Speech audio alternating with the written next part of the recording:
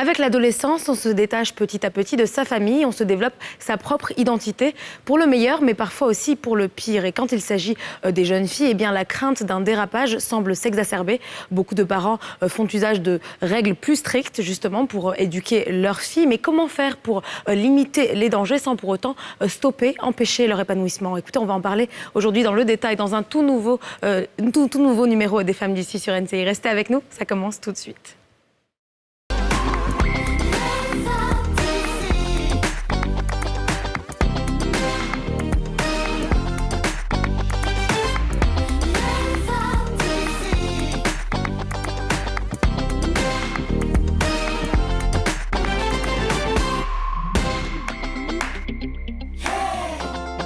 Bonjour à tous et bienvenue sur le plateau des Femmes d'ici sur la nouvelle chaîne ivoirienne. Votre rendez-vous 100% féminin et 100% franc-parler. Coucou les filles, ça va Aurélie? Oui, ça va et toi? Oui, ça va. Et Miss Amikome, comment ça va? Ça va très bien. Alors, j'ai envie de parler de nos tenues encore une fois. Toujours, parce que quand même aujourd'hui... Enfin, c'est toujours bien, hein. Mais quand même, non? Il faut le dire. Oui. Ouais. Comme d'habitude, Patrick Edouard au stylisme et les tenues sont de Wanifuga, il me semble. Oui, couleur concept. La marque, c'est Wanifuga pour toutes les deux. Et Ika-Look pour toi. Voilà, chez Couleur Concept. Voilà, donc c'est chez Couleur Concept, effectivement. On leur fait un petit clin d'œil. Petit clin d'œil.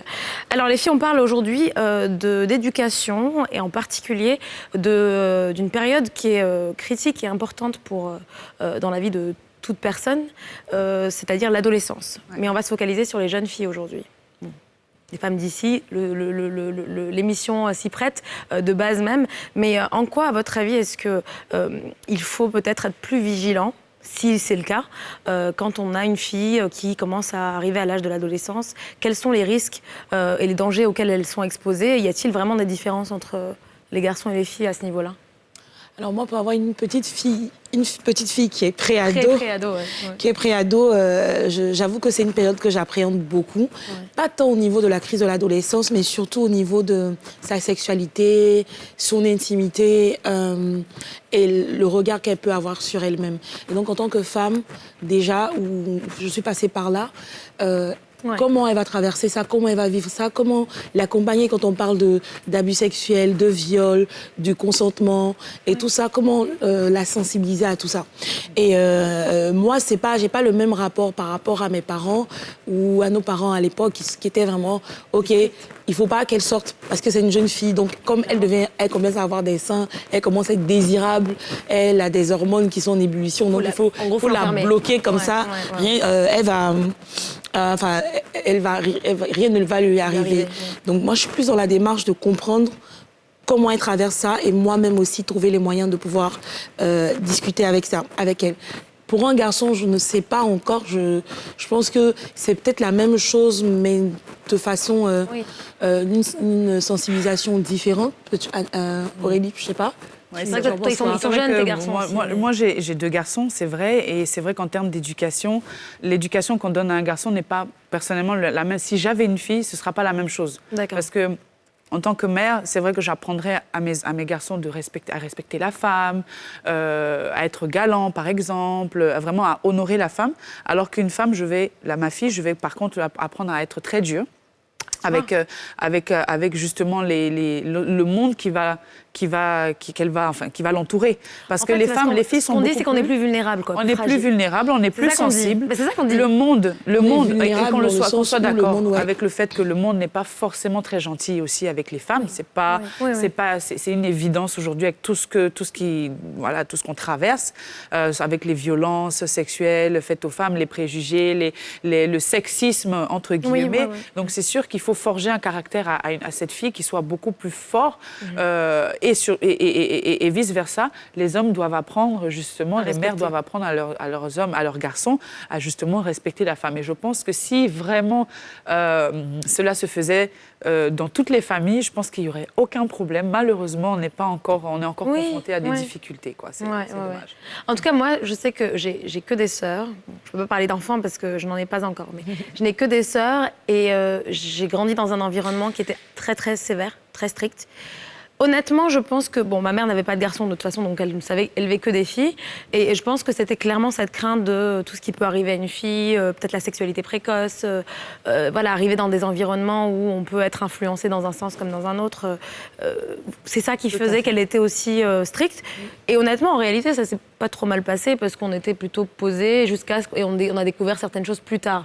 Alors, est-ce que pour autant ça fonctionne aujourd'hui avec les jeunes d'aujourd'hui d'être aussi sévère, en gros créer une sorte de bulle, parce que c'est ce dont tu parlais, c'est créer une bulle où limite elles connaissent rien, quoi. Je suis pas sûre que ça fonctionne aussi bien en 2021 avec les réseaux sociaux, parce que nous on n'avait pas le même accès à Internet et tout ce qui s'ensuit. Donc je pense qu'effectivement peut-être que ce dont tu parles par rapport à la communication et vraiment le rapport peut-être plus proche avec son enfant peut aider à limiter un peu les dégâts, même si on ne sait jamais en réalité. On n'est jamais protégé. Bon, les filles, comme d'habitude, on va passer à notre rubrique Place publique. Aujourd'hui, on vous a posé la question, donc au regard de cette conversation, que pensez-vous à votre avis, quels sont les risques ou quelles sont les causes d'un manque de confiance en elles chez certaines adolescentes? On va écouter vos réponses dans ce micro-trottoir.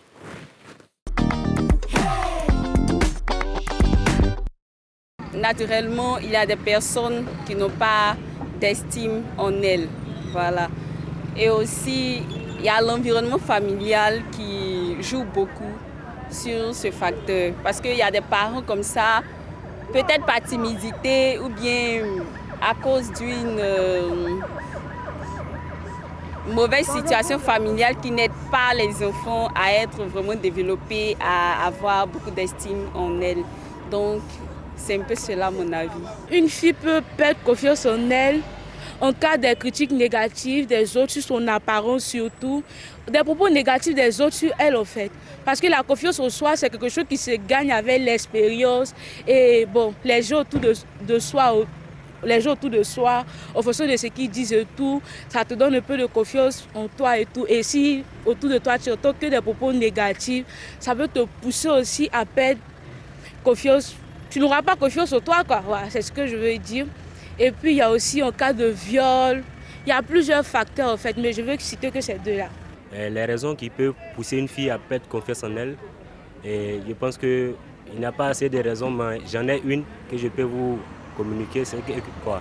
La fille, lorsqu'elle n'a pas la confiance des parents, lorsqu'elle n'arrive pas à communiquer avec sa maman, parce qu'une fille, c'est avec sa maman qu'elle doit avoir la communication, avoir cette confiance-là de base pour pouvoir avoir ça en société aussi. Donc une fois si elle n'a pas cette confiance avec sa maman, si elle ne communique pas avec la maman, ça fait que la communication n'est pas là en fait. Il n'y a pas cette communication. Bon, alors le dernier témoignage, j'ai envie de dire, je ne sais pas si c'est un témoignage, mais la dernière réponse me semble assez pertinente quand même. Ce rapport entre la fille et la mère et le fait qu'il y ait une sorte de relation qui soit saine, où on communique. Je pense que c'est vrai que ça peut jouer sur l'estime de soi et l'affirmation de soi. Absolument. Je pense que tout à fait, la mère est quand même on va dire le regard, le miroir de la fille. Donc, la fille s'identifie à la maman. Mais moi, je voudrais surtout rajouter que c'est en même temps le rapport aussi avec le père. Parce qu'une fille aussi, elle voit le papa, elle est amoureuse de son papa. Souvent même, on peut dire que de manière pour rigoler, c'est la concurrente de la maman et tout. Donc, selon la manière dont il va traiter sa mère et la manière dont il va la traiter, la manière dont il va aussi avoir des échanges avec elle, va renforcer sa confiance en elle. Parce qu'il peut y avoir la maman, mais si derrière aussi le papa n'est pas là pour lui apporter cet amour dont elle a besoin et ce que malheureusement beaucoup de familles n'ont pas, eh ben ça peut créer aussi un manque de confiance chez la fille, chez la jeune fille. Ouais, totalement d'accord. Je suis d'accord, t'as rien à ajouter. Bon les filles, donc du coup, sans plus attendre, on va accueillir nos invités du jour qui pour le coup sont des mères d'adolescentes ou d'anciennes adolescentes qui donc vont pouvoir partager leur expérience personnelle avec nous. Nous avons aujourd'hui Laetitia Balou qui est entrepreneur, qui va nous rejoindre tout de suite en plateau, et Dégozé qui elle aussi est entrepreneur. Bonjour mesdames. Bonjour. Comment allez-vous? Très bien. Et vous? Ça va? Ça va, merci.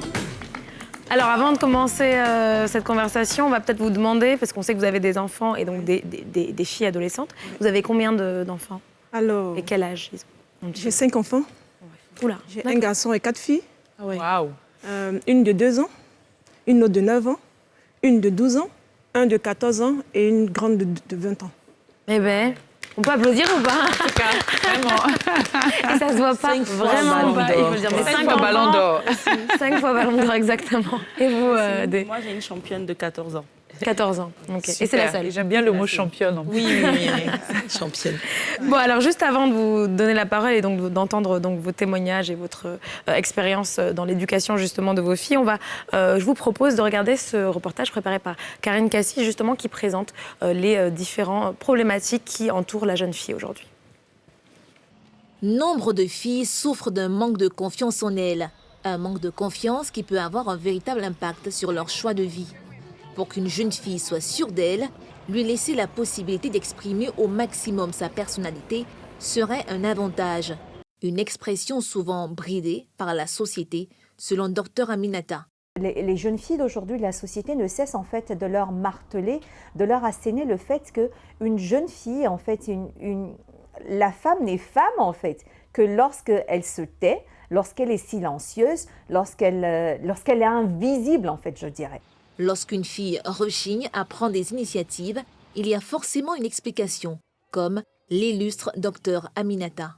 Je donnais toujours cet exemple donc de ce père de famille qui estimait que sa fille de 4 ans parlait un peu trop. Ça veut dire qu'on va commencer en fait à éteindre cette flamme qu'il y a en cette petite fille, de sorte à donner une adolescente et une adulte en fait qui se dit que plus elle va être silencieuse, moins elle va se faire voir, moins elle va se faire entendre et mieux elle sera respectée. Alors que non. À la naissance, les enfants ont les mêmes potentialités, selon les neurosciences.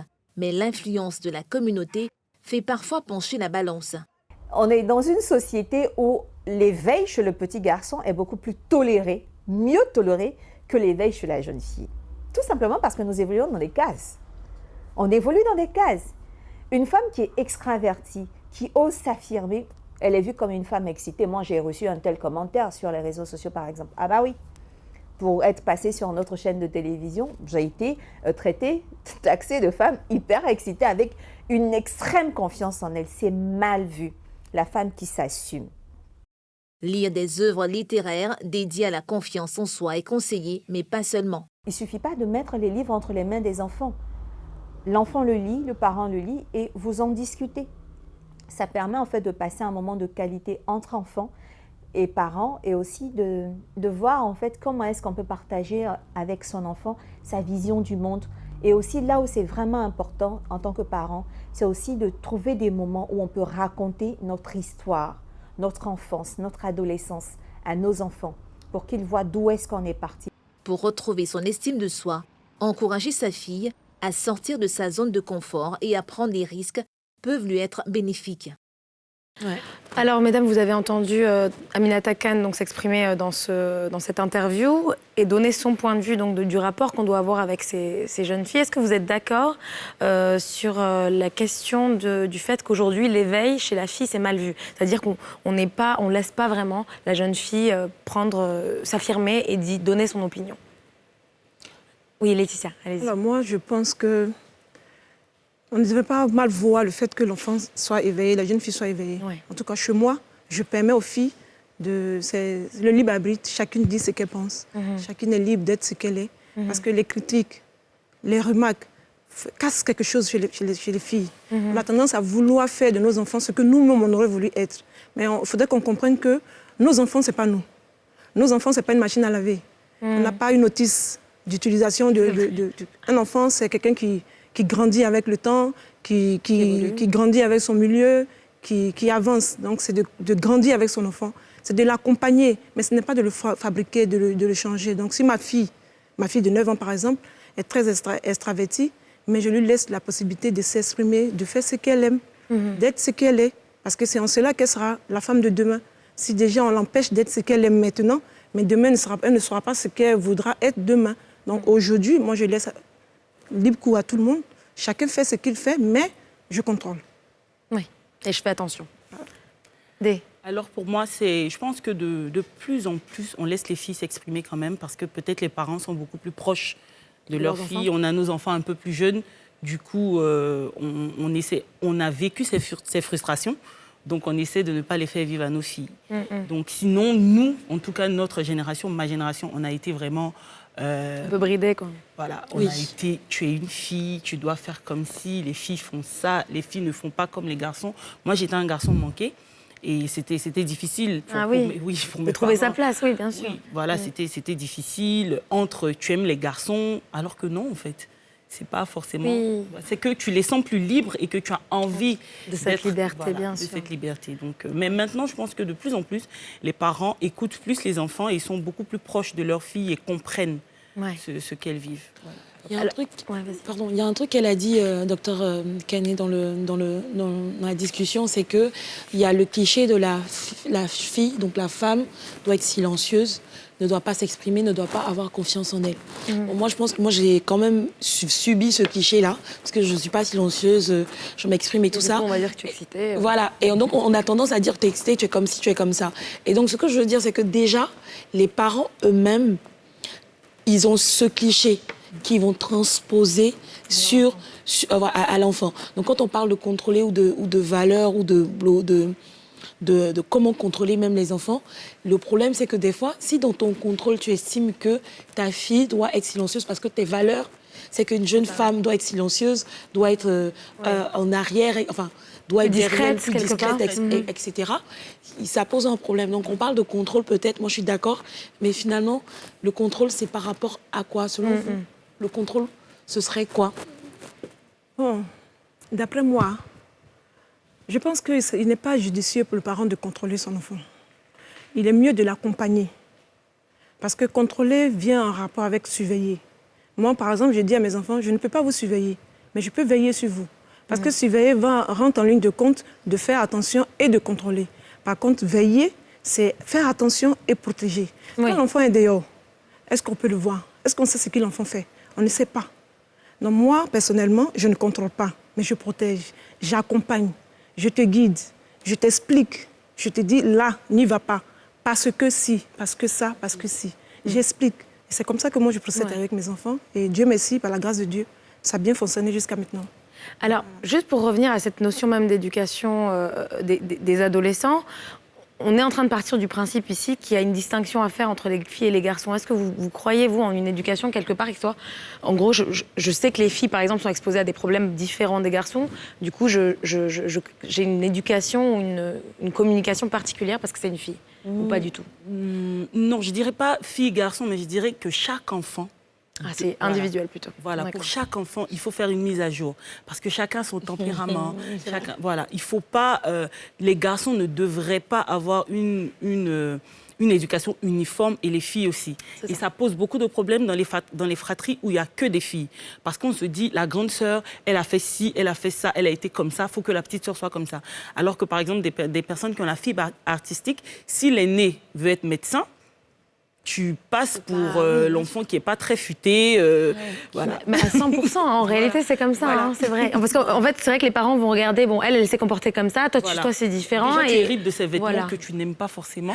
C'est vrai, non, mais c'est intéressant. Voilà, que tu n'aimes pas forcément. Et au fur et à mesure, donc après, ça sera toi qui seras frustré. Tu vas prévenir ta petite sœur que finalement, on doit ressembler à la grande sœur. Donc après, et très souvent, ça crée des problèmes dans la fratrie. Et au fur et à mesure, on n'a même plus envie de respecter la grande sœur parce qu'on a l'impression que toutes les frustrations qu'on a eues, c'est parce qu'elle a eu ces désirs-là. Parce que c'est un peu le modèle. Voilà. Ouais, non, c'est vrai, faudrait pas qu'il y ait de distinction entre, on va dire, l'éducation des filles et l'éducation des garçons fondamentalement. Ça veut dire que tout le monde devrait apprendre les mêmes règles de bienséance, les mêmes règles de vie. Mais pour chaque enfant, il faut savoir comment emmener ça. Un enfant, il y a des enfants sur qui on crie. Moi, elle parlait de contrôle. Moi, je contrôle ma fille. D'accord. Moi, je n'accompagne pas. Je suis une maman qui contrôle. Non, parce que le tempérament de ma fille fait que si tu ne contrôles pas, tu es vite dépassé. D'accord. Il y a des choses avec lesquelles... Donc, c'est parti d'un constat, en fait. D'un constat, voilà. Au fur et à mesure. Comme certains parents, j'ai dit à la mère de l'amie de ma fille, moi, je peux carrément la prendre un matin et elle en est consciente et la mettre en prison, en fait. Mais je pense que vous ne pouvez pas faire ça pour votre fille. Ça, c'est bien ça. Et je pense que vous ne pouvez pas faire ça pour votre fille. Donc, dites à votre fille de ne pas faire les mêmes bêtises que ma fille. Parce que si je les prends ensemble, les deux iront en prison. La mère était choquée. Mais ma fille le sait. Du coup, il y a des choses, quand ses copines le font, elles savent que votre maman va crier sur vous. Moi, il y aura des vraies répercussions. Voilà. Donc moi, il y a sur certains points, je contrôle, mais comme c'est un enfant, c'est un être humain avant tout, et il faut savoir faire... Alors, moi, ce que je voulais revenir, c'est surtout par rapport avec le rapport que la jeune fille peut avoir avec les hommes. On parle de nouvelle génération. C'est vrai que les femmes aujourd'hui sont beaucoup plus, on va dire, libres. Elles s'expriment beaucoup mieux. Ce que nos mamans, l'éducation de nos mamans ne nous a pas donné cette opportunité parce que, quand je dis nos mamans, je parle même de nos grands-mères, où on disait non, il faut rester calme. Si tu veux avoir un bon mari, si tu veux te marier, il faut rester calme, gentil. Alors qu'aujourd'hui, nous, on apprend à nos filles justement à s'exprimer. Et c'est vrai qu'aujourd'hui, quand on remarque, il y a beaucoup d'hommes qui disent non, que ils veulent... Comme on l'a dit dans une émission, l'homme n'a pas évolué avec son temps par rapport à la femme. L'homme est resté dans une situation où il faut qu'il marie une femme et tout. Donc, ça fait que beaucoup de femmes aujourd'hui qui sont indépendantes, qui sont libres, ont beaucoup de mal à se caser. Donc, aujourd'hui, vous qui êtes maman d'adolescentes, comment vous arrivez à leur expliquer, à faire, on va dire, un peu le juste milieu entre justement le fait de vouloir s'exprimer, mais tout en cherchant effectivement à quelque part peut-être à leur trouver pas chercher à trouver un mari, mais au moins à des adolescentes pour les préparer à la pour les préparer justement à être au mariage, parce que comme je dis, les deux éducations ne sont pas les mêmes avant que maintenant. Je ne sais pas si vous voyez ce que je veux dire. À la vie de couple, quoi. C'est ça, la vie de couple. Alors moi, quand ma fille a eu 10 ans, entre 10 ans et 13 ans déjà, la plus grande, j'ai commencé à parler du sexe. D'accord. Je suis allée vers elle, je lui ai posé la question. Mais il se trouvait que l'enfant savait déjà. Ben oui, elle était déjà informée. Donc je lui ai demandé, est-ce que tu sais, est-ce que tu sais, est-ce que tu sais? Elle m'a répondu. J'ai essayé de lui faire comprendre que si tu fais ça, voilà ce qui va t'arriver. Vers 14 ans, 13 ans. Maintenant, à partir de 17, 18 ans, j'ai introduit la notion de mariage. D'accord. Voilà. Parce que je sais qu'à cet âge-là, on a envie de tester, on a envie d'essayer, on a envie de faire comme ses copines. Donc je lui ai dit clairement que qu'est-ce qu'elle pense qu'elle pourra apporter dans son mariage? Qu'est-ce qu'elle pense qu'elle a plus que les autres? Parce qu'aujourd'hui, toutes les petites filles sont belles. Toutes les petites filles sont intelligentes. Mais quel est le plus? Qu'est-ce qu'elle a le plus que les autres n'ont pas? Elle m'a regardée comme ça. Elle m'a dit, bon, je pense que ce que tu pourras apporter de plus que les autres, ce serait ta virginité. D'accord. Voilà, sur la base de la parole de Dieu, qui dit qu'on ne fait pas ça avant le mariage. Et j'ai pris le verset qui en parlait, je lui ai montré, on a lu ensemble, on a regardé.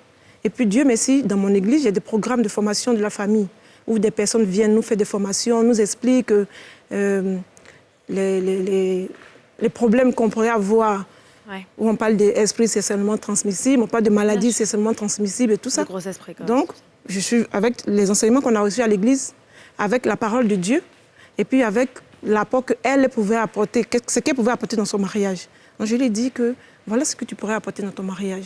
Qu'aujourd'hui, toutes les petites filles sont belles. Elles sont toutes intelligentes, elles sont toutes ambitieuses. Mais qu'est-ce que toi, tu as de plus que tu? Donc, c'est comme ça que j'ai pensé. Alors, je ne veux pas jouer vous pousser dans vos retranchements, mais c'est quand même un peu le but de cette émission aussi, c'est de challenger un petit peu. Donc, vous, effectivement, vous allez mettre en avant ce côté, il faut qu'elle soit vierge jusqu'au mariage. Oui. Si jamais, on va dire que ça n'arrivera pas, on touche du bois, les choses ne se passent pas comme prévu. Comment est-ce que vous appréhendez ça avec votre fille? Et après, je vous renverrai la question également. Alors, j'ai déjà pensé à cette éventualité, parce que je ne sais pas ce qui se passe dehors. C'est ça.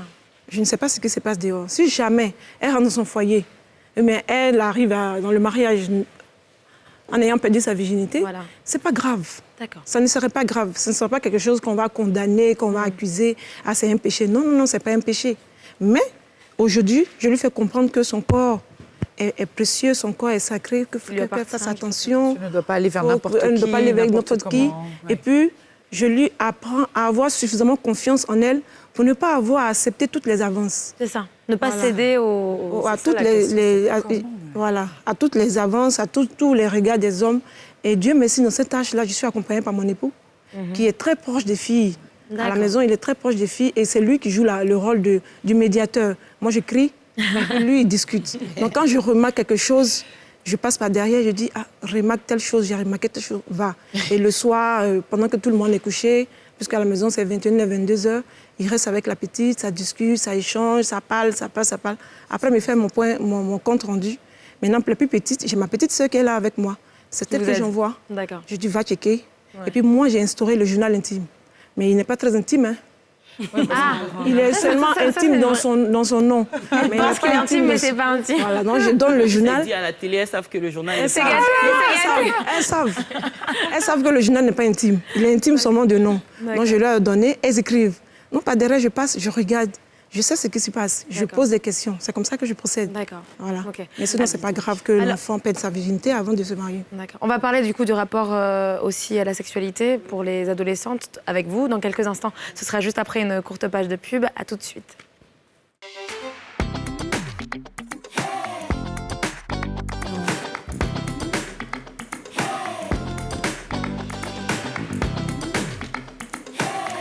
Bienvenue à vous si vous nous rejoignez pour la seconde partie de cette édition des Femmes d'ici sur la nouvelle chaîne ivoirienne. Les Femmes d'ici, je vous rappelle que c'est du lundi au vendredi dès 13h05 sur NCI. C'est donc le numéro 4 de la TNT et 204 du bouquet Canal. On parle aujourd'hui d'éducation et de filles en particulier, d'adolescentes. Avec nos invités du jour, nous avons aujourd'hui Laetitia Balou, qui est donc entrepreneur et mère de 5 enfants. Ouais. C'est ça, dont 4 filles.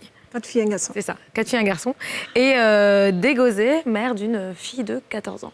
Une championne, c'est ça. Alors, juste avant de partir en pub, on évoquait donc le rapport à la sexualité, que je pense la plupart des mamans du monde ont envie de repousser au maximum cet âge. Hein. Je pense que c'est complètement naturel comme sentiment. Est-ce que vous parlez de sexualité avec votre fille ? Oui, carrément. Moi, je lui parle de sexualité parce que, bien évidemment, ça s'impose à nous. C'est partout. Moi, je bénis Dieu tous les jours pour le confinement.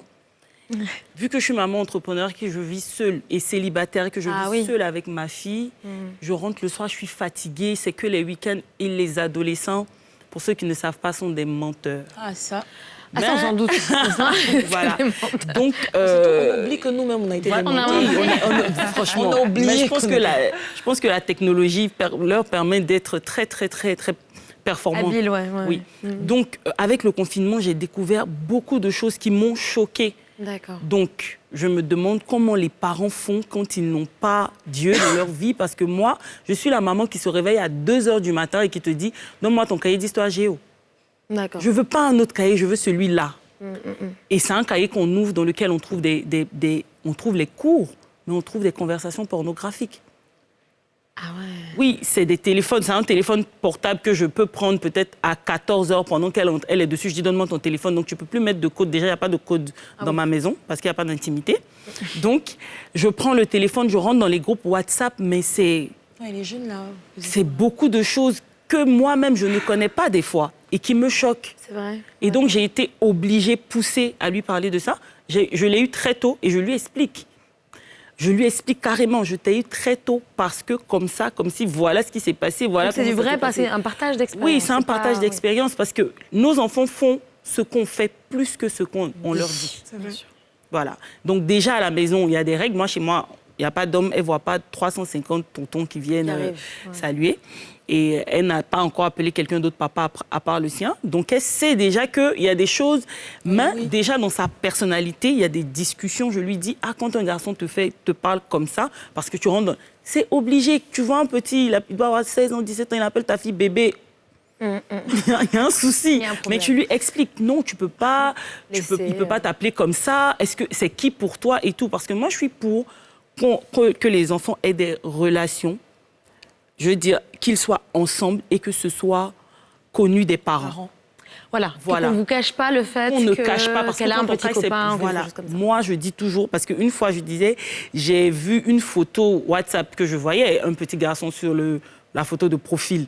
Bon, le premier jour, ça te choque, mais tu ne dois pas paraître choqué, parce que quand tu parais choqué, ils mentent. Mais c'est ça, il faut toujours. Donc, j'ai laissé une semaine, 2 semaines. Après, je l'appelle Lago. Je dis Lago, c'est qui? Elle dit, c'est mon meilleur ami. Je lui dis, pourquoi il est sur ta... Ton meilleur ami, ta maman doit le connaître. Bon, il habite à Marcory, parce que j'ai checké un peu. comment toi tu habites à la Palmeraie, c'est ton meilleur ami, comment? Mais il faut qu'il vienne à la maison, etc., etc. Bon, on a fini la discussion par c'est mon ex. C'est passé de mon meilleur ami à mon ex, ok. Mon ex, meilleur ami. Je dis, ton ex. Mais on discute. Franchement, ça, et je lui dis, et j'ai dit quelque chose à ma fille, et je pense que tous les parents devraient le dire, ça met l'enfant en sécurité. Je suis toujours de ton côté. Quel que soit ce que tu fais, quel que soit ce que tu décides, je ne vais jamais faire quelque chose contre toi. Donc, même quand elle est à l'école et qu'elle a fait une bêtise, elle est la première à dire appeler ma maman. Ouais. Voilà. Faut que rapport de confiance aussi. Faut que l'enfant ait confiance en nous et qu'il puisse venir nous dire. Un de nos enfants peut venir nous dire, maman, j'ai des pulsions homosexuelles. Il faut qu'on soit prêt à ça. Accepter ça. Voilà. Faut qu'on soit prêt. Qu'est-ce qu'on fait? Comment on fait? Ou maman, je ressens peut-être rien. Aujourd'hui, il y a des personnes qui sont asexuelles. Tu fais comment quand ton enfant a ça? En étant parent d'adolescent, on doit prendre un anti-choc. Ouais. Voilà. Et puis pas avoir de tabou, en fait. Voilà. C'est ça aussi. Moi, j'ai dit à mes parents ont découvert que j'étais enceinte à 19 ans. Ils ont dû faire une mise à jour de l'application parent qui doit avoir un premier petit enfant à 30 ans. Ouais. Donc, voilà. Mais alors, que dire aux parents qui pensent que... justement, pour éviter ce genre de problème, pour éviter la grossesse précoce, pour éviter la sexualité précoce, il ne faut pas en parler, il faut rester un petit peu justement dans ce... Mais il faut éloigner tout ça à l'école. Oui. Et comme on n'en parle pas à la maison, c'est l'école qui éduque. Voilà, comme on n'en parle pas à la maison, il ne va pas venir dire ce qu'il a appris. Alors que moi, ma fille, elle est dit, quand on lui dit, elle dit non, maman a dit que c'était ça. Ouais, c'est pas comme ça qu'on fait, maman a dit c'est ça. Parce que maman, lui, on a déjà parlé. Mais quand on n'en parle pas à la maison, déjà l'enfant sait, on s'embrasse à la télé, il sait que c'est pas... Voilà. Vas-y. Non, mais c'est vraiment un témoignage. Ma fille m'a dit il n'y a pas longtemps qu'elle avait quel âge? 9 ans déjà. Elle m'a dit je vais te présenter mon amoureux. Et donc, comme elle dit là, tu fais genre, tu n'es pas choquée. Tu vois, tu regardes ça. Et le pire, c'est qu'elle m'envoie en WhatsApp la photo de le gars et le nœud de l'amoureux. Waouh, c'est fort. Elle fait ça. Et moi, j'ai fait... OK, respire. Mais effectivement, ça m'a pris 4 jours. La vérité. Parce qu'en fait, derrière mon amoureux, tu te demandes qu'est-ce qu'ils font. Est-ce qu'il y a des attouchements? Est-ce que tu commences à alors peut-être que naïvement, tu te dis non, mais c'est une enfant, donc il n'y a rien, mais quoi que... Non, tu ne sais pas. En fait, tu ne sais pas. Donc, en fait, tu commences à imaginer, du coup, bon, pour faire pour me calmer, j'ai envoyé le message à mes amies. Elles ont relativisé, donc ça m'a calmée. 3 jours plus tard, je lui ai posé des questions sur lui, qu'est-ce qu'ils font, etc. Elle m'a dit, non, c'est son amoureux, elle aime bien, ils ont des prénoms en cas, comme elle et tout. Donc, j'ai trouvé que c'était innocent. J'ai appelé une amie qui est psy. Est-ce que dans ce cas-là, justement, tu lui as parlé de sexualité à ce moment-là? Non. Je ne lui ai pas parlé de sexualité parce que ce serait lui transférer ma peur. Elle n'a pas parlé de sexualité encore. Et elle n'a pas l'âge. Tu penses que si elle éprouve le besoin, est-ce que tu penses qu'elle peut-être elle est au courant, mais peut-être qu'elle a peur de t'en parler parce qu'elle a peur de ton retour? Je ne sais pas. C'est ça le problème. Le problème, c'est qu'on ne sait pas vraiment. Tout ce que je fais, c'est que, bien sûr, le téléphone qu'elle a, en fait, c'est mon téléphone. Voilà. Elle a accès à ce téléphone pendant quelques heures dans la journée. Ensuite, mon téléphone revient dans ma main. Et ça ensuite, tu peux gérer. Le journal intime. n'est plus intime. On lit, en fait. Et je lis toutes les conversations, ces groupes avec ses amis, ses copines et tout ça. Et j'ai une amie psy, je l'appelle, je lui dis, bon, OK, elle m'a dit qu'elle est amoureuse. Qu'est-ce que ça veut dire? Il faut que tu m'expliques ça. Elle va m'expliquer, elle va me dire aussi, elle m'a dit, OK, à cet âge-là, être amoureux, c'est pas la même... Bien sûr, c'est une connotation que quand on a 14 ans. Voilà, donc à ce moment-là, tu relativises aussi, tu vois. Mais on se fait... Là où mon point, c'est que aussi, en tant que parent, c'est important de se faire accompagner. Exactement. Alors justement, est-ce que vous, c'est très bien comme segue, comme transition, merci. Est-ce que vous avez eu à un moment donné, vous l'avez un petit peu évoqué, vous avez votre sœur qui vous aide à faire intervenir des personnes dans l'éducation donc de vos filles? Oui, en tout cas moi. En ce qui me concerne, oui. D'accord. Bon, moi j'ai pas beaucoup travaillé à l'extérieur. J'ai beaucoup travaillé à la maison, à mon propre compte. Donc j'étais souvent à la maison. Ça m'a permis d'être le policier, le détective privé, le médecin. L'ami, celle qui crie, celle qui fâche, tout, j'ai tout fait. Mais à un moment donné, quand j'ai vu que je n'arrivais plus, je suis passée par mes copines. Parce que j'ai cherché à identifier les personnes avec qui ma fille avait de bons rapports, avec qui elle parlait le plus. Puis je suis allée la voir, je lui ai dit, j'ai remarqué si, va checker, va voir. Et je dis pas. Alors, j'ai quelqu'un aussi... On ne sort pas les secrets. On ne sort pas les secrets. J'ai quelqu'un qui est proche d'elle. Donc, lui aussi, c'est lui qui partait, qui fouillait, qui regardait. Et c'est à lui que j'ai demandé, quand la question de petite amie s'est fait savoir à la maison, je lui ai demandé, va voir, est-ce qu'elle a une petite amie? C'est lui qui est venu me dire, oui, elle a une petite amie, mais ils n'ont pas encore franchi le pas. Donc, je savais déjà qu'il y avait une petite amie qui existait. Donc, mon approche vis-à-vis d'elle, j'étais déjà sûre que si elle me dit le contraire, je connais déjà la réponse. La réponse, exactement. Donc, je suis allée vers elle. C'est une personne de confiance, quoi. Voilà, j'avais déjà eu l'information, mais Dieu merci, la vérité est sortie, je l'ai accompagnée. Comme je dis, moi, je dis, si tu as une petite amie, voilà ce qui va arriver, mais pas à 9 ans. Pas encore moins. Il y a aussi, pardon Alan, le fait que le manque de confiance en soi chez certaines jeunes filles viennent souvent du chagrin d'amour. Les hommes qui, par exemple, l'ont blessée, etc. Oui. Est-ce que vous avez été confrontés, justement, je ne sais pas si vous est arrivé, est-ce que votre fille, justement, est venue une fois à la maison en pleurs parce que son petit copain, comme on dit, a cassé son cou, lui a donné un goumet? Et comment, justement, le goumet, comment on gère ça? Et comment vous gérez, justement, cette partie-là? Parce que ça, c'est un truc qui peut casser une fille, mais si les parents ne sont pas derrière pour rattraper, ça peut être fatal, quoi. Moi, oui... Vous deux. Hein, moi, oui, mais elle n'est pas venue en pleurant. J'avais remarqué que c'était un peu compliqué. Bon, déjà, moi, ma fille, elle avait déjà eu ce problème-là avec ses copines, avec un groupe de filles à l'école qui n'étaient pas très gentilles, qui lui disaient « tu es maigre, tu as un grand front » et tout ça. Et ça avait des complexes qu'elle commençait à intérioriser. Ça avait vraiment commencé à la toucher et je lui ai dit. Mais là, on a eu une vraie discussion. Je lui ai dit « tu me ressembles, est-ce que tu me trouves belle ?» Elle m'a dit « oui ». Je dis « c'est que tu es belle ». Et on a eu des phrases qu'elle devait répéter à chaque fois qu'on lui disait. Donc, elle a vraiment pris la confiance, je pense, un peu trop. C'est mieux, je pense un peu trop. Mais donc là, c'était déjà... Mais j'ai vu des conversations Instagram où il y avait justement un petit garçon qui lui disait... Tout petit en plus, qui lui disait « je veux plus qu'on soit ensemble, ma chérie est revenue » et tout ça. Donc j'ai lu un peu la conversation. Il a un peu brisé le cœur, quoi, c'est ça? Oui, mais bon, elle a réagi un peu comme moi. Elle a dit « c'est pas grave, de toute façon, tu ne m'intéressais pas. » C'est bien, voilà, c'est très bien réparti. Mais après, quand j'ai checké dans la période, elle était un peu triste quand même. Mais ça n'a pas vraiment influencé. J'essaie quand même, parce que être parent célibataire, c'est vraiment... Et surtout, au moment de l'adolescence, il faut vraiment montrer à l'enfant, parce que déjà, l'enfant voudrait que tu sois marié. Oui, les enfants ont toujours, Donc, l'enfant a déjà l'impression qu'il y a quelque chose qui n'a pas marché dans sa façon d'évoluer. Voilà. Donc, après, il faut rattraper, il faut dire à l'enfant qu'on n'a pas forcément la même histoire. Ouais. Et ça, c'est une phrase que je lui dis, tu n'es pas obligé de faire les erreurs que j'ai faites. Si je les ai faites, c'est pour ne pas que tu les fasses. Donc, à chaque fois, je le lui répète. Et c'est très, très, très important pour parler d'accompagnement, de se faire accompagner. Parce qu'à un moment, l'enfant se braque. Il ne veut même pas entendre ce que tu lui dis, même si tu le lui dis très gentiment. Et moi, par la grâce de Dieu, j'ai une amie qui est extraordinaire, en fait, à qui ma fille parle... Plus qu'à vous? Oui, plus qu'à moi, parce qu'elle s'identifie à elle. C'est à elle qu'elle veut ressembler. Elle veut être artiste comme elle. Tata Popo fait si je veux. Elle fait ceci, je veux. Et ça ne me dérange pas parce que ce n'est pas une mauvaise amie. C'est une bonne amie. Donc, quand elle lui parle, voilà. Donc, quand elle lui parle, elle écoute, elle vient me faire les... Je sais qu'elle ne me dit pas tout. Mais un petit peu. Mais un petit peu quand même. Et c'est très bien de se faire accompagner. Une fois qu'on est à bout, qu'on ne peut plus, il faut dire, il faut reconnaître. Sinon, il faut passer la main au papa. Oui, des fois, les papas, ils aident. Des fois, eux-mêmes, ils sont... dépassé, très souvent, au papa, à la maman, à la tante, à la grand-mère. Voilà, faut pas hésiter. Laetitia. Alors, chez nous, je ne me rappelle pas avoir déjà vécu, gérer une histoire de chagrin d'amour. Je ne me rappelle pas. Mais par contre, je sais que mes enfants, je dis mes enfants parce que c'est un problème que j'ai eu à gérer il n'y a pas longtemps avec celle de 9 ans. D'accord. Ont eu le problème de la moquerie à l'école. Les amis trouvaient qu'elles n'étaient pas belles, leurs amis trouvaient qu'elles n'étaient pas belles.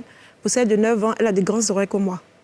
Et ses amis ont trouvé qu'elle avait de grosses oreilles. On ne voit pas d'ici. Non, là, mais maintenant, je les assume.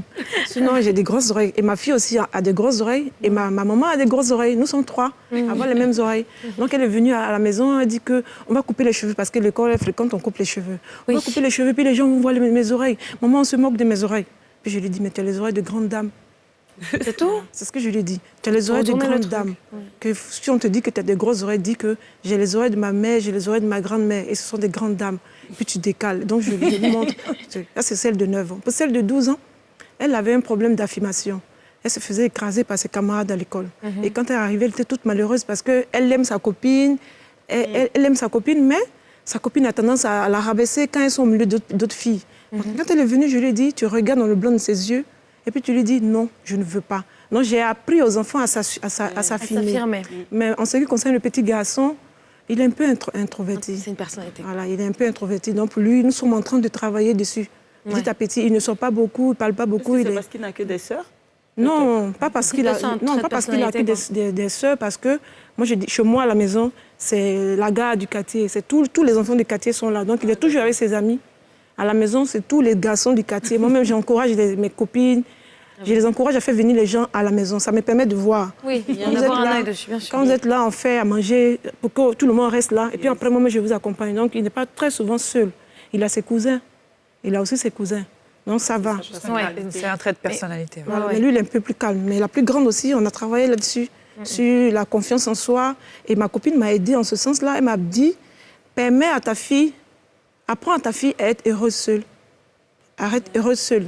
Ne pas attendre l'approbation de l'autre pour être heureuse. Et la validation de qui là, voilà. Et à s'ennuyer aussi. Voilà. Parce qu'ils s'ennuient très souvent. Moi, j'ai dit à ma fille, cette partie de la vie, apprends à t'ennuyer. C'est bien de s'ennuyer. Des fois, on s'ennuie, tout le monde s'ennuie. Elle est tout au moment, je m'ennuie, je vais aller ici. Je dis non, des fois, il faut t'ennuyer. Tu n'es pas obligé d'être avec quelqu'un.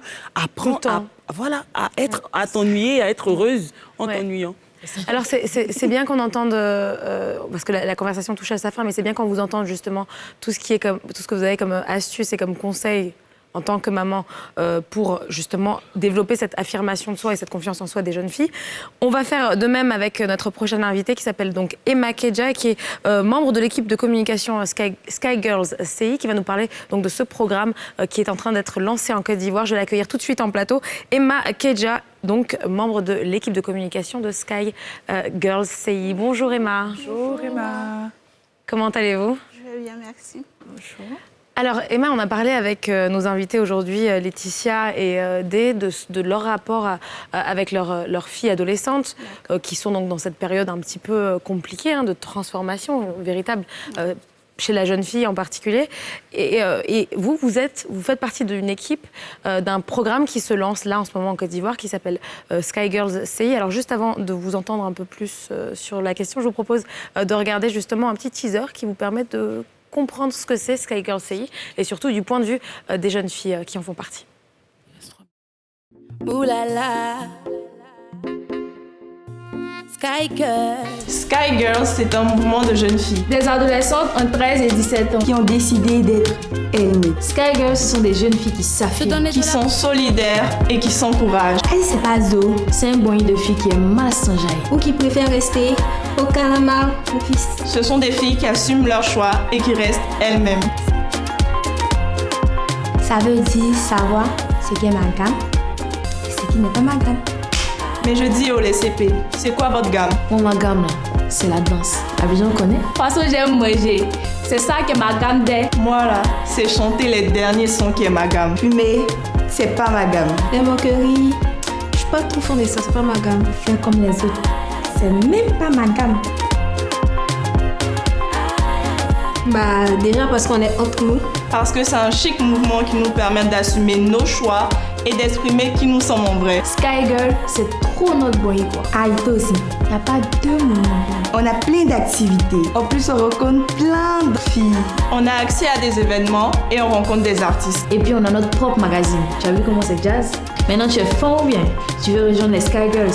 Ma CP, c'est simple. Il y a une promesse que tu dois lire et signer. Avec cette promesse, tu t'engages à être toi-même et à rester vrai. Rentre chap sur nos réseaux sociaux. Ou directement sur le site internet. Jeudi, on va faire ci. Faut pas rater ça. Rejoins-nous vite! Alors, Emma Kedja, on a entendu donc ces jeunes filles expliquer un petit peu de quoi il s'agit quand on parle de Sky Girls CI, mais est-ce que vous pouvez nous expliquer exactement comment est-ce que ça fonctionne, ce programme? Alors, Sky Girl est un mouvement de jeunes filles, comme elles l'ont dit. Moi-même, je suis une Sky Girl. Je suis une grande sœur Sky Girl. C'est un mouvement qui regroupe en fait des adolescents de 13 à 17 ans qui s'affirment, qui n'ont pas peur de dire non à tout ce qui est influence négative et qui sont des femmes, enfin, qui aspirent à devenir des femmes de valeur et qui sont solidaires entre elles, quoi. Voilà. Alors, on a entendu certaines de ces jeunes filles parler de les moqueries, c'est pas ma gamme. Est-ce que l'une des motivations ou l'une des inspirations derrière ce mouvement, c'est aussi le fait de faire en sorte que les filles ne se retrouvent pas blessées et touchées par tout ce qu'il peut y avoir comme justement influence négative au sein de l'école notamment? Oui, effectivement, ça fait partie de l'un des préceptes de ce mouvement-là. De dire en fait qu'est-ce qui est leur gamme, qu'est-ce qui n'est pas leur gamme. C'est-à-dire qu'aujourd'hui, une jeune adolescente peut se lever et dire enfin, moi je préfère manger que de fumer, ou je préfère sortir entre mes copines que de, je sais pas moi, de rester, voilà, par exemple. Donc, et que ce soit pas cool, quoi. C'est ça. Voilà, elle trouve ça. Il y a le côté, c'est pas cool quand tu veux pas rester à la maison. Oui. Mais elle l'affirme, c'est ça. Elle affirme, elle n'a pas peur parce que peut-être l'une de ses copines va dire ben, toi, tu ne fais pas comme nous autres, tu n'es pas, on n'est pas pareil, tu n'es pas in. Et elle accepte en fait, je ne change pas, je reste comme je suis, j'ai pas vraiment besoin d'être comme ça pour être fun, je suis fun à ma manière. Et comment ça se passe le recrutement de ces filles-là, par exemple? Est-ce que vous allez dans les écoles? Comment vous faites la communication pour justement attirer un maximum de jeunes filles comme ça? D'accord. Alors, il faut dire que Sky Girl est nouveau débute en Côte d'Ivoire et on passe d'abord par des réseaux sociaux et ensuite on a des activités comme des alloco-parties, en tout cas des activités physiques si vous voulez. Mais d'abord nous avons commencé par le recrutement en ligne à partir de notre page Instagram et de notre page Facebook. Donc on invite les filles à s'abonner, à lire la promesse parce qu'on a une promesse. Avant d'être une Sky Girl, il faut lire une promesse, la signer. Comme ça, vous faites partie... C'est un engagement, quoi. Oui, c'est un engagement. Ça, vous faites partie de la communauté. Voilà. Alors, il ne nous reste plus beaucoup de temps, malheureusement, mais mesdames, ça vous intéresse d'inscrire vos filles à ce programme? Oui, carrément. Oui, moi, oui. Est-ce que c'est quelque chose qui pourrait, à votre avis, apporter quelque chose à vos filles respectives? Oui, et auquel elle pourrait apporter aussi. Oui, exactement. Voilà. Parce que c'est vrai qu'il y a la notion d'échange entre les filles qui deviennent donc des copines, des sœurs. On les appelle les CP. Ouais. C'est le nom qu'on a donné aux filles. On les appelle les CP. Les copines. Ça forme une sororité, une communauté. Exactement. Et les filles, on aspire à ce qu'elles aient vraiment confiance en elles. Et c'est ça, booster la confiance en elles, pour ne pas qu'elles soient influencées par tous ces éléments négatifs. Alors, en termes de programme, on devient CP, on devient une Sky Girls, et après, c'est quoi, c'est à vie? Comment ça se présente? Alors, lorsque vous êtes Sky Girl, il y a plusieurs étapes. Vous êtes d'abord dans la tranche d'âge 13-17, vous êtes Sky Girl, ensuite... Vous pouvez être grande sœur Sky Girl et tout ça. Quand on dépasse les 17 ans, c'est ça? Vous pouvez être grande sœur Sky Girl. Et vous signez la promesse, vous participez à des activités. Grâce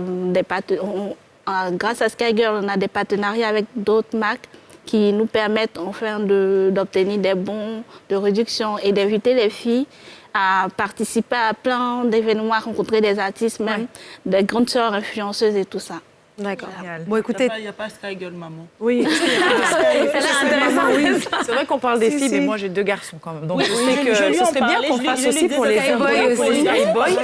Je trouve qu'on est vraiment focalisé sur les filles, ce qui est très bien. Oui. Mais les garçons, il y a beaucoup de choses aussi qui sont éduquer les garçons. Absolument. D'où le fait qu'ils ratent toujours le mouvement parce que finalement... Ils sont en retard. Ils sont en retard. Voilà, c'est ça.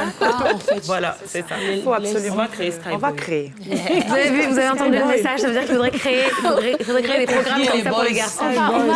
On va créer. On va s'organiser. Merci beaucoup à toutes les trois, Laetitia, Balou, merci à Dégozé, merci à vous Emma Kedja d'avoir été avec nous aujourd'hui. On poursuit l'émission juste après une courte page de pub. Restez avec nous, ça commence, ça reprend dans quelques instants.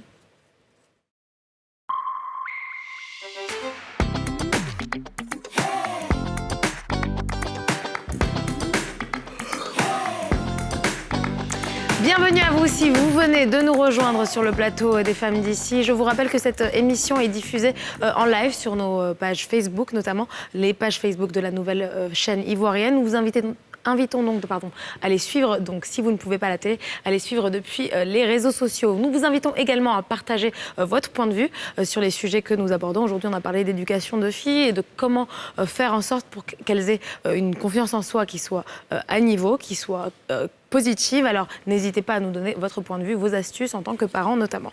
On va à présent passer à notre rubrique dans le miroir 2. C'est donc le portrait qui va être présenté par Aurélie, n'est-ce pas ?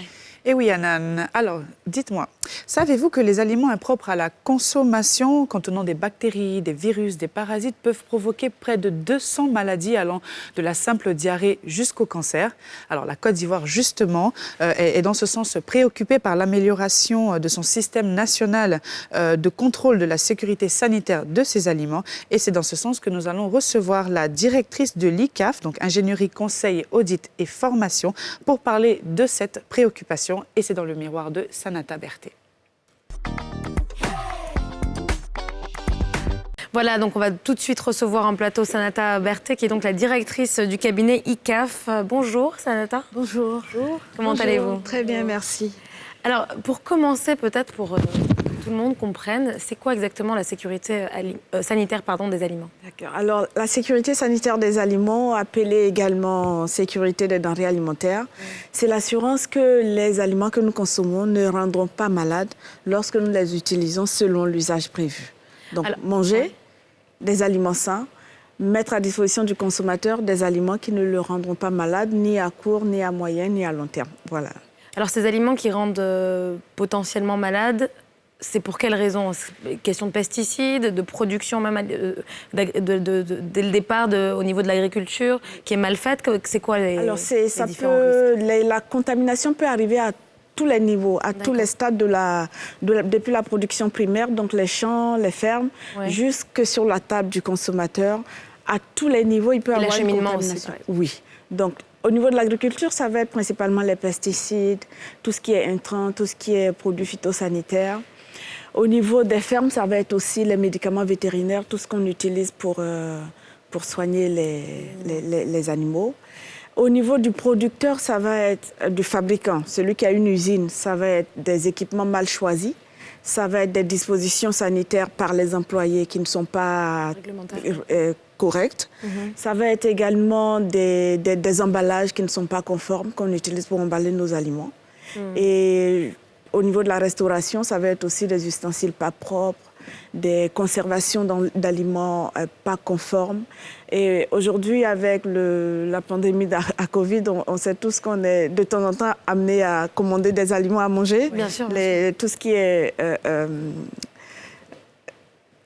nourriture, oui, tout ce qui est livraison. À domicile. Donc, ces entreprises ou ces livreurs, ça s'est vraiment développé. La question, c'est quand on a fini de préparer, comment on transporte, comment on vous sert, voilà. Donc, sur toute la chaîne, il peut y avoir des contaminations de toutes sortes. Ça peut être des produits chimiques, ça peut être des micro-organismes appelés communément microbes.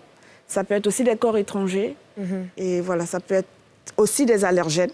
D'accord. Des choses qui vous rendent malade en ce moment sur la sécurité sanitaire en général? Alors, il est prévu une agence de sécurité sanitaire des aliments. Nous avons eu un forum il y a à peu près 2 semaines. Ça, c'était le 15 juin.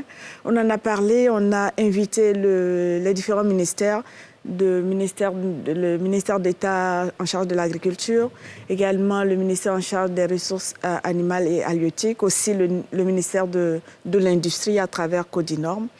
L'état des lieux, c'est que des dispositions existent pour protéger les consommateurs, mais l'accessibilité n'est pas toujours évidente. Donc ceux qui doivent mettre en œuvre les réglementations qui existent, ils ne sont pas toujours au courant. D'accord. Ils ne sont pas toujours au courant de ce qui... C'est un problème d'information, alors. Oui, ils ne sont pas toujours au courant de ce qui existe. Il y a aussi que certaines réglementations n'existent pas du tout.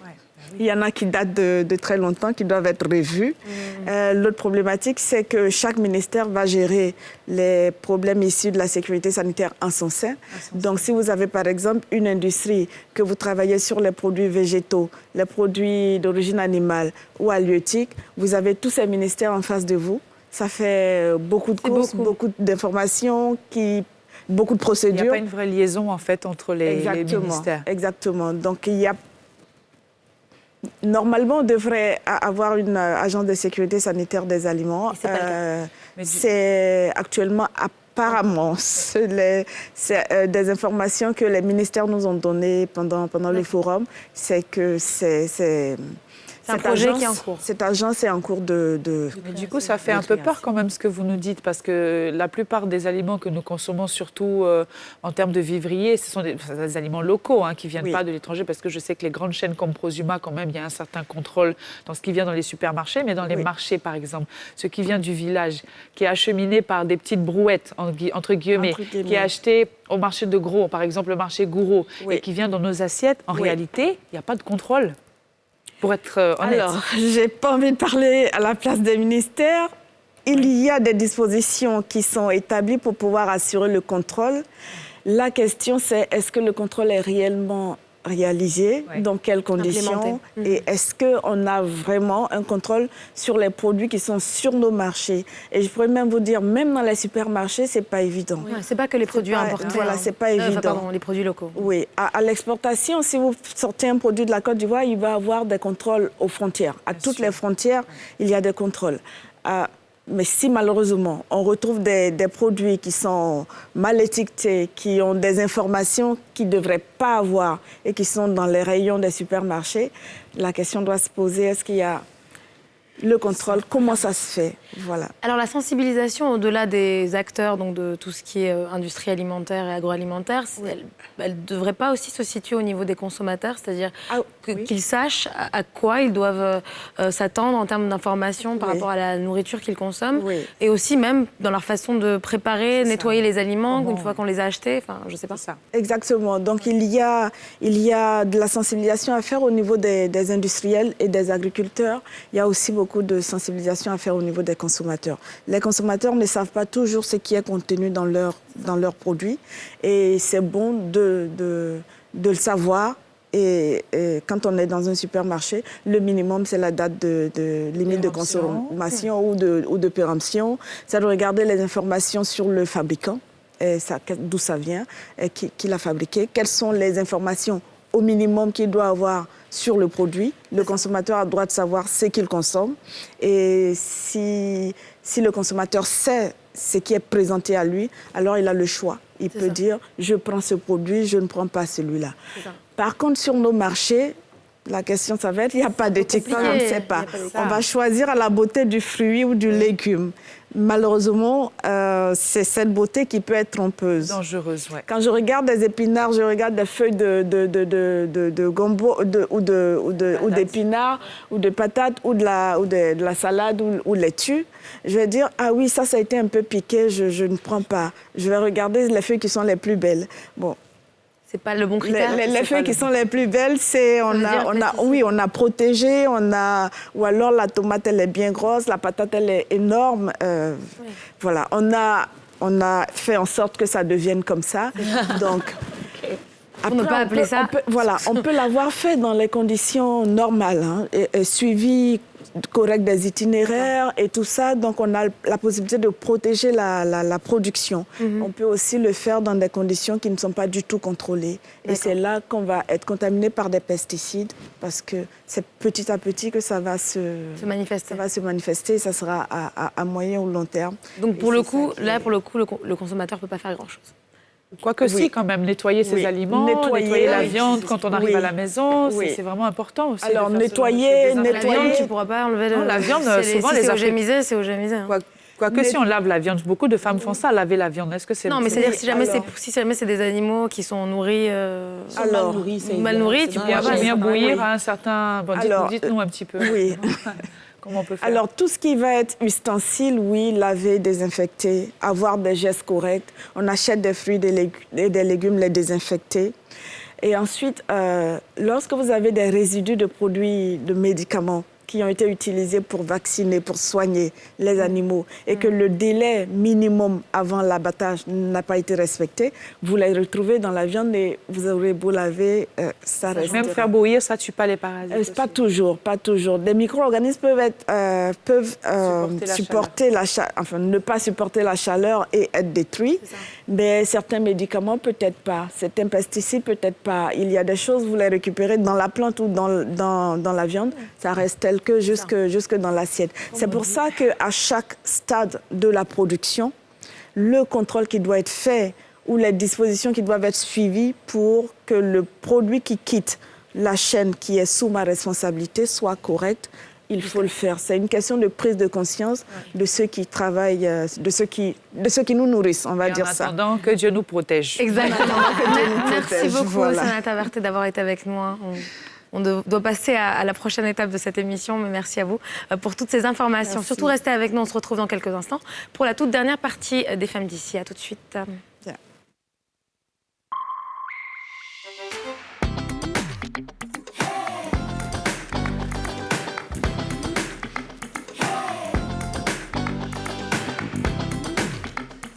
Bienvenue à vous, si vous venez de nous prendre en cours sur la nouvelle chaîne ivoirienne Les Femmes d'ici, ça continue et c'est le moment pour nous de partager nos coups de gueule et coups de cœur du moment. Vous l'avez compris, c'est le Sacroche au Saclash.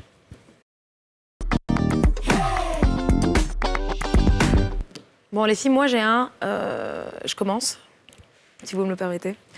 J'ai un... Disons que ça commence par un crush au départ et un clash par rapport aux réactions à la chose. Bon, je vais expliciter parce que ça ne doit pas être très clair ce que je raconte. En tout cas. Alors, il y a une proposition qui a été faite en Afrique du Sud par le gouvernement visant à légaliser la polyandrie. Donc, la polyandrie, pour ceux qui ne savent pas, c'est la possibilité pour une femme d'avoir plusieurs hommes et donc plusieurs maris. Ah ça ? Donc, pourquoi pas ? Nous sommes des personnes qui sommes pour les droits et l'égalité homme-femme. Donc, à partir du moment où il y a la polygamie autorisée, pourquoi ne pas autoriser la polyandrie ? Ouais. Ceci dit, levée de bouclier, tollé, tout le monde réagit, notamment des personnalités publiques, s'insurgent par rapport à tout ça. Ils disent que ça va changer de manière profonde le tissu social et la fabrique même du pays et que c'est anti-valeurs africaines. Bref. Après, en fait, en réalité, je n'ai pas vraiment d'avis sur la question. Je pense que c'est un point de vue qui peut se défendre. Mais, encore une fois, c'est toujours les hommes qui disent non. Moi, je pense que c'est parce que ça ne les arrange pas. Mais c'est normal. C'est ce que je dis. Mais bien sûr. Mais c'est normal, quoi. Mais c'est normal, ça ne va pas les arranger. Quand ils vont chercher go dehors et puis... Moi, j'ai une question. La polygamie est déjà autorisée en Afrique du Sud, c'est bien ça ? Ouais. Donc en fait, voilà, c'est purement... Voilà, exactement. Et en fait, d'après un chercheur qui a fait donc des études qui a un petit peu derrière cette proposition de loi, qui a parlé à 20 femmes qui, en fait... Dans un échantillonnage, en fait, il y a beaucoup de femmes qui aspirent à la polyandrie ou qui pratiquent la polyandrie de manière informelle. Donc, en gros, c'est une réalité du pays et du coup, ça devrait être légalisé. C'est leur point de vue. Du coup, ce que je voulais te demander, c'est que donc, tu vas aller à la mairie, tu vas choisir si tu veux monogamie, polygamie ou polyandrie. Ça va être un choix comme ça qu'on va te poser. C'est ça. Très bien. Transition ? Très bien.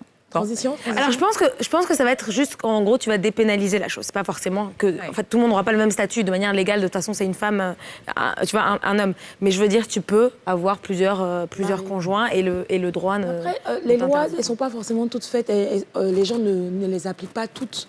Mais au moins, moi, c'est un crush parce que c'est justement, pour une fois, un pays qui légalise la polygamie, mais légalise aussi la polyandrie. Exactement. Donc, et puis, il faut savoir quand même que l'Afrique du Sud, c'est vrai qu'ils sont, en termes de droits de la famille, ils sont quand même... Je ne sais pas si c'est en avance, mais en tout cas, ils ne sont clairement pas sur la même lignée que le reste de l'Afrique, parce que vous savez que c'est l'un des premiers pays à avoir autorisé les mariages homosexuels, c'est l'Afrique du Sud. Donc, ils sont dans d'autres délires déjà. Ouais. On n'est pas pareil. On n'est pas au même niveau. Alors, à toi ou à moi ? Toi, la transition, mariage, polygamie, polyandrie. En parlant justement de cette affaire-là, j'ai un Congossa, un vrai Congossa qui vient du Cameroun, mes amis. Donc moi, je vais dire que pour le moment, là, je suis comme ça, mais c'est vous qui allez me donner votre avis si c'est un crush ou un clash. Bref. Pour expliquer un petit peu, donc il s'agit d'un homme qui a vécu 18 ans de concubinage avec une femme, il a eu 6 enfants et il a décidé de la légaliser. Voilà, il a décidé de lui donner son diplôme. Le jour du mariage, il décide justement, la mère demande, est-ce que vous voulez polygamie ou monogamie? Monsieur répond polygamie. Madame, on ne sait pas qu'est-ce qui se passe. Elle répond monogamie. Qu'est-ce qui se passe? La mère annule le mariage.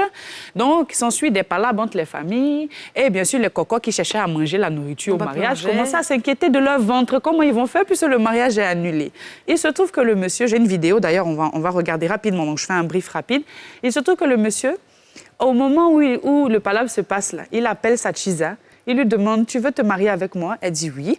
Tu veux venir à la mairie tout de suite? Tu veux polygamie ou polygamie? En fait, il a changé. Tu veux te marier? Tu veux polygamie ou bien tu veux monogamie? Elle dit polygamie. Et donc il dit, bon, tu peux venir tout de suite à la mairie. Là, comment on appelle ça? Sans robe de mariée, viens tout de suite. Donc la chisa, elle arrive.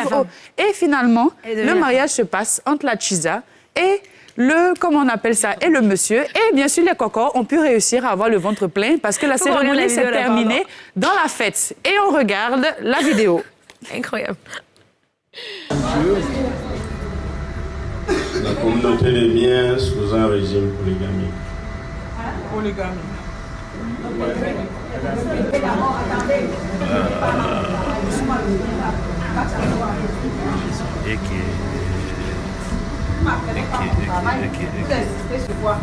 Je suis allée doucement et allée doucement.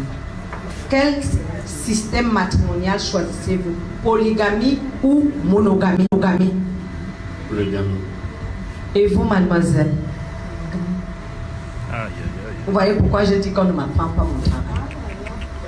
Est-ce que vous avez compris? Parce que je savais que ça va finir comme ça.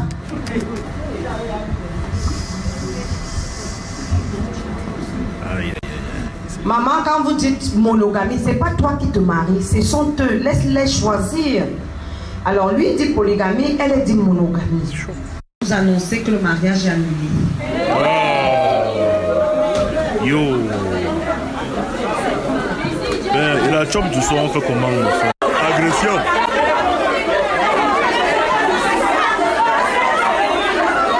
Jusqu'à Chala Mokolo. Hey!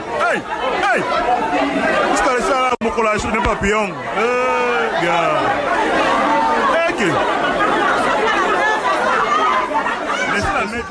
Non, ok. Alors, donc, ça a été coupé, mais à la fin, justement, du palabre, on voit Madame la Chisa qui arrive, fait le mariage, et les gens, ils s'embrassent avec beaucoup d'amour, sauf que la pauvre dame, avec 18 ans de concubinage, est repartie avec sa robe blanche à la maison en pleurs. Mais il paraît que... Moi aussi, j'ai commencé à prendre l'accent camerounais dans quelques... Il paraît que pendant le mariage traditionnel, ils étaient d'accord pour faire la polygamie. Donc elle a changé d'avis un peu à la dernière minute. Elle a changé d'avis à la dernière minute à cause de sa maman. En tout cas, moi, j'ai envie de dire que franchement, c'est no comment parce que je n'ai jamais vu ça. Moi aussi. C'est ça qui est là. C'est un spectacle. C'est le combo, ça. C'est incroyable. Alors, moi, c'est mon clash, en fait. J'ai un clash. Ouais. Il y a quelques jours, il y a eu en 8e de finale de la Coupe d'Europe, la France a perdu contre la Suisse. Et Kylian Mbappé, le chouchou...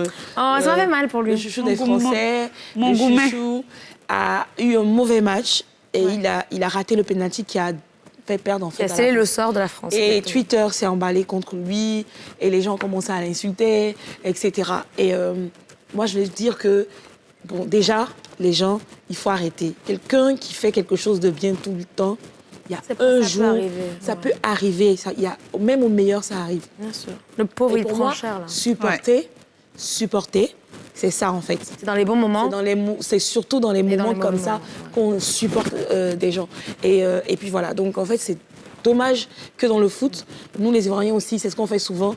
On aime bien dire qu'on est supporter maso parce que justement, malgré tout, on est toujours derrière notre équipe. Et je pense que c'est ce qu'on doit toujours faire. Ma chérie. Déjà dans le foot, mais dans la vie en général. Toujours, non, je suis d'accord. On lance des pierres à des gens.